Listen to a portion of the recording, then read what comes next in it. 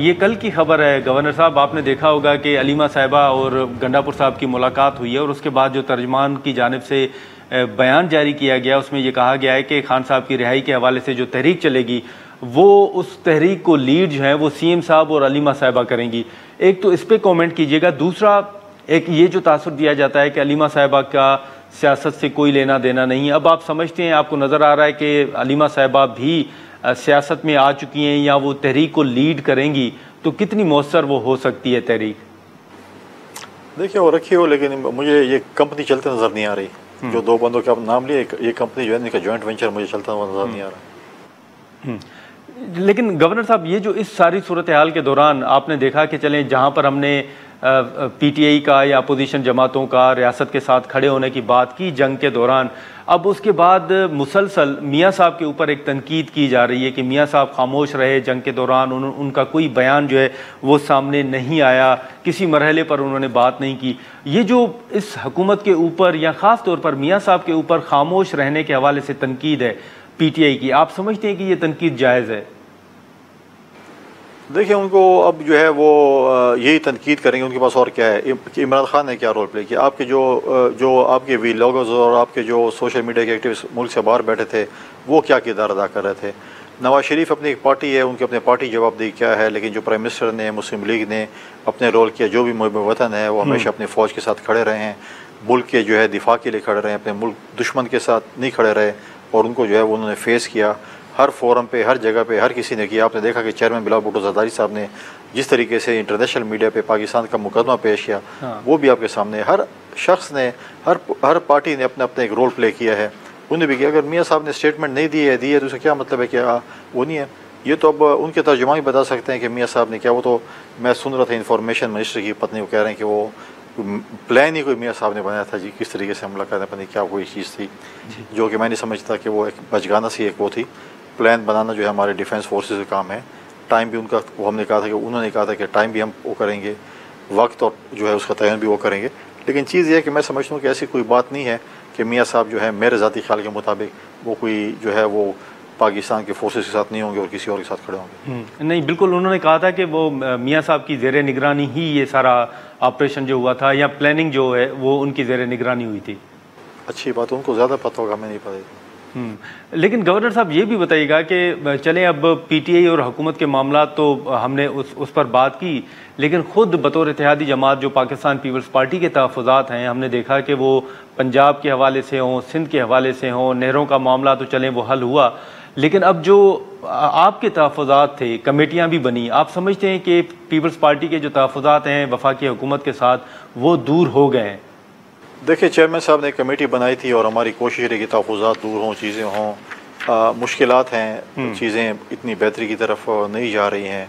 कोशिश है हमारी कि चीज़ें बेहतरी की तरफ हों। पहले देखिए आप नहरों का मसला था, आप और हम प्रोग्राम का निकाल सीसीआई की मीटिंग कॉल करो, चीज़ें हल हो जाएंगी तो उन्होंने नहीं की। चौक चौराहों पर जाकर, जलसों में जाकर जब प्रेशर बना तो चीज़ें हुई। तो हमारे भी यहाँ पे बहुत से इशूज़ हैं जो पंजाब के हवाले से भी हैं, केपी के हवाले से भी हैं।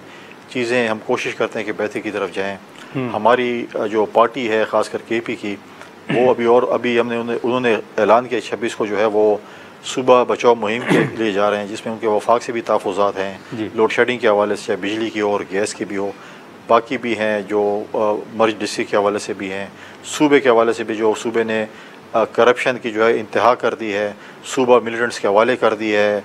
बहुत सी ऐसी चीज़ें जो है वो उस पर भी जो है वो हमारे पार्टी उस पर करे। लेकिन हमारे तहफ़्फ़ुज़ात हम जाते हैं, कोशिश करते हैं, प्राइम मिनिस्टर से भी मिलते हैं। प्राइम मिनिस्टर की जो है वो कोशिश है कि चीज़ें हल हों, लेकिन टीम उनकी सुस्त है प्राइम मिनिस्टर के जो भी कहें। खैबर ख्वाह के जो तहफ़्फ़ुज़ात हैं वो अभी तक जो है हमारे पीपल्स पार्टी के और पीएमएलएन के ऐसे सच दूर नहीं हुए। लेकिन गवर्नर साहब, अब इस सारी सूरत हाल के बाद जो भारत के साथ जंग हुई, जो उसमें कामयाबी हुई, उसके बाद आप समझते हैं कि इस वक्त हुकूमत जो है वो मज़ीद मजबूत हो चुकी है और ख़ास तौर पर जो एक तहरीक लाने की बात की जाती है, हुकूमत के ख़िलाफ़ तहरीक चलाने की बात की जाती है, आप समझते हैं कि आने वाले दिनों में शहबाज शरीफ साहब के लिए कोई ख़तरा नहीं है? देखिए पाकिस्तान में पॉलिटिक्स है कि डे टू डे अफेयर होता है। आज तो ठीक है, कल को कोई पता नहीं है, लेकिन ऐसा जब भी मैं देख रहा हूँ तो मैं समझता हूँ कि चीज़ें उनके लिए अभी तक स्मूथ हैं। हमारा जो एक इत्तेहाद है वो चल रहा है और कोशिश हमारी है कि हम उसको बरकरार रखें और आगे चलें। पार्लियामेंट अपना टाइम पूरा करे, फिर इलेक्शन आए और फिर जिसको भी मैंडेट मिलता है वो अपना हुकूमत बनाए। अच्छा, लेकिन ये सवाल आपसे ज़रूर होता होगा, कई दफ़ा हुआ भी है कि आप हुकूमत को सपोर्ट कर रहे हैं, आप काबीना में नहीं हैं, लेकिन आप हुकूमत के साथ खड़े हैं। इस वक्त जो कुछ हो रहा है उसमें हुकूमत अगर बात करें तो वो मुस्लिम लीग नून क्रेडिट भी ले रही है, और वो कह रही है कि मईशत के हवाले से फ़ैसले हों, भारत के साथ जंग हो, उसमें तमाम जमातें साथ खड़ी रहीं, लेकिन मईशत के हवाले से हों या दीगर मुल्की मामलात के हवाले से जो फ़ैसले हैं उसका क्रेडिट जो है वो मुस्लिम लीग नून ही लेती है। पीपल्स पार्टी के लोग भी समझते हैं कि हम हुकूमत को सपोर्ट कर रहे हैं लेकिन हमें कुछ हासिल नहीं हो रहा।